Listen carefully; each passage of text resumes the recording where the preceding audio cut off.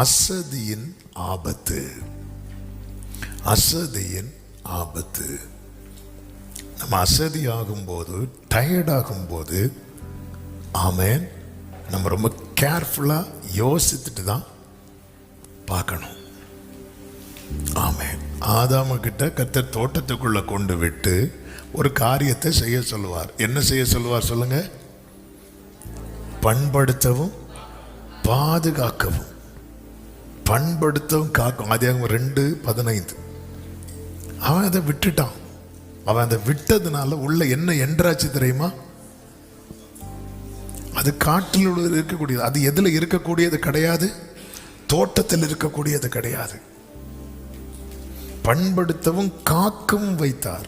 அவன் அதை விட்டான். அப்புறம் பார்த்துக்கலாம், நாளைக்கு பார்த்துக்கலாம், நாளைக்கு பார்த்துக்கலாம், நாளைக்கு பார்த்துக்கலாம். அசதியின் ஆபத்து. எனவேதான் விழிப்போடு காக்க தவறிய போது சர்ப்பம் ஏதேனுக்குள் வந்துச்சு. மனுஷர் நித்திரை பண்ணுகையில் நம்ம அசதியா இருக்கிறோம், கொஞ்சம் நிர்வசரமா இருக்கிறோம். பேதுரு விழுறதுக்கு ரீசனே என்ன தெரியுமா? 1 hour அசதி. அதனாலதான் நம்ம ஜெபத்துல எப்படி இருக்கணும்? நேற்று தான் ஜெபம் பண்ணிட்டோம்ல, முந்தான தான் ஜெபம் பண்ணிட்டோம். இப்படி இருக்கவே கூடாது. இது என்ன விதைக்கப்படுதுன்னே தெரியாது. ஆமே, நமக்கு டயர்டா தான் இருக்கும். ஆமே, அதாவது ஜெபத்திலும் வசனத்திலும் விழிப்பு இல்லாத இடத்துல சத்துரு நிச்சயம் எதை விதைப்பான் தெரியுமா? களைகளை விதைப்பான்.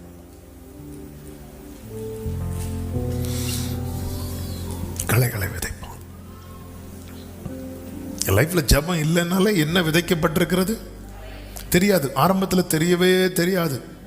களை விதைச்ச உடனே தெரியாது. காலில் எழும்போது ஃப்ரெஷ்ஷாக இருக்கும், சூப்பராக இருக்கும், நல்லா இருக்கும். நமக்கு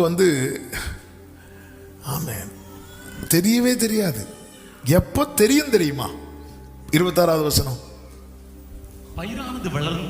பயிரானது வளர்ந்து கதிர்விட்ட போது ஆமென். அப்போ பயிரானது வளர்ந்து கதிர்விடும் போதுதான் எதுவும் வெளியே வரும், களையும் வெளியே வரும். அப்போ நமக்கு என்ன ஞாபகத்துக்கு வராது தெரியுமா? நம்ம அசதி ஞாபகத்துக்கு வராது. ஏன்னா அது என்னைக்கோ நடந்திருக்கும். நேற்று ஜோம் பண்ணியிருப்போம், போன வாரம் ஜோம் பண்ணியிருக்க மாட்டோம். போன வாரம் விதைச்சது இந்த வாரம் முளைக்கும். நம்ம இப்போ மைண்டில் என்னதான் இருக்கும் தெரியுமா? நான் நேற்று ஜோம் பண்ணிருந்தேனே, நேற்று நான் உபவாசித்தேனே, நேற்று நான் அப்படி பண்ணேனே. போன வாரம் விட்டது நமக்கு மைண்டில் வராது. நம்ம அப்படி தான் நாங்கள் செய்வோம். ஒரு வாரத்துக்கு சேர்த்துல கொஞ்சம் பண்ணுவோம். ஆமே, சொல்ல பார்க்குறேன், என்ன ஒரே தீர்க்க தரிசனமாக இருக்கு. சரி, நம்ம அப்படி தானே பண்ணுவோம். அந்த ஒரு வாரத்துக்கு சேர்த்து ஜோம் பண்ணுறதுல நம்ம திருப்தி அடைஞ்சிருவோம்.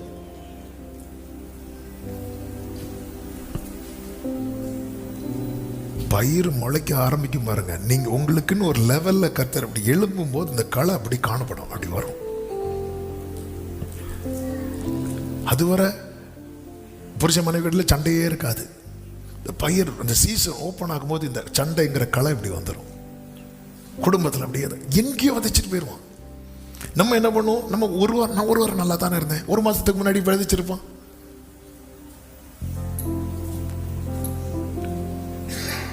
தெரியவே தெரியாது. தெரியுது, சீஷர்களுக்கு தெரியவே தெரியலையே இந்த யூதாஸ் தான் அந்த களைன்னு. யூதாஸுக்கே தெரியாதே, நம்ம தான் அந்த ஆளுன்னு. உங்களில் ஒருவன் சாத்தானா இருக்கிறான் என்று இயேசு சொல்லும் போது உண்மையிலே யூதாஸுக்கு தெரியாது நான் தான் அதுன்னு. எவ்வளோ யூதாஸை நினைச்சாலே அழுகதான் வரும். யோவான் 6 சொல்லுவார், உங்களுக்குள்ளும் ஒருத்தன் யாரா இருக்கிறான். அப்பெல்லாம் யூதாஸுக்கு மேட்ரே தெரியாது.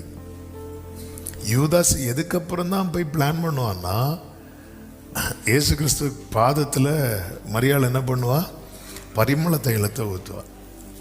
அப்போ அவன் இதை விற்று தரித்திரருக்கு கொடுக்கலான்னு சொல்லும்போது இயேசு சொல்லுவார், இல்லை அப்படி சொல்லி அதை ஸ்டாப் பண்ணுவார். அதுக்கு அப்புறம் தான் யூதாஸ் போய் அந்த ஆலோசனை சங்கத்தில் போய் பிளான் பண்ணுறான். இப்படி நான் இது பண்ணால் எனக்கு எவ்வளோ கொடுப்பீங்க அப்படின்னு கேட்குறான். அதுக்கு முன்னாடி வர அவன் மைண்டில் அந்த பிளானே கிடையாது.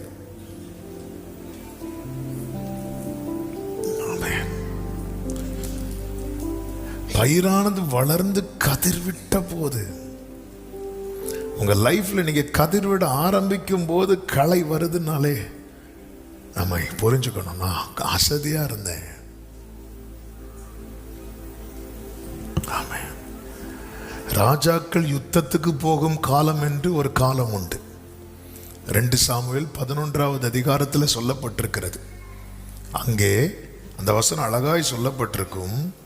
ஆமே, 2 சாமுவேல் 11:1 வாசிங்கள். மறுவருஷம் ராஜாக்கள் யுத்தத்திற்கு புறப்படும் காலம் வந்தபோது, அது ஒரு காலம். இந்த காலத்துல ராஜாக்கள் என்னதான் பண்ணியாகணும்?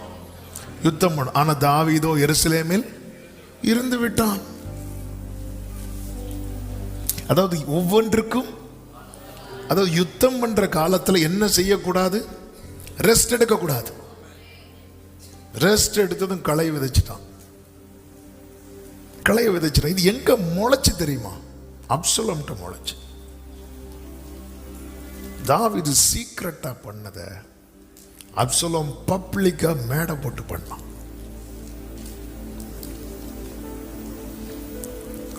தாவீது அதுக்கப்புறம் மாறிட்டாரு, எல்லாம் பண்ணிட்டாரு. ஆனா அந்த களை முளைச்சு பாருங்க.